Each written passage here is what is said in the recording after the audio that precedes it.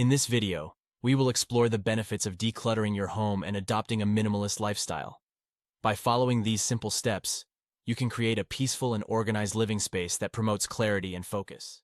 The first step in decluttering your home is to assess your belongings. Take a look at each item and ask yourself if it brings you joy or serves a purpose. Let go of anything that no longer adds value to your life. Once you have identified items to let go of, it's time to organize and sort.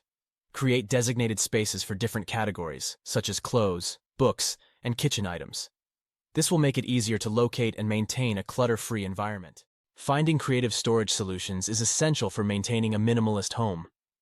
Utilize storage bins, shelves, and organizers to maximize space and keep your belongings neatly arranged. Minimalist living is not just about physical decluttering, but also about adopting a minimalist mindset. Focus on experiences rather than material possessions.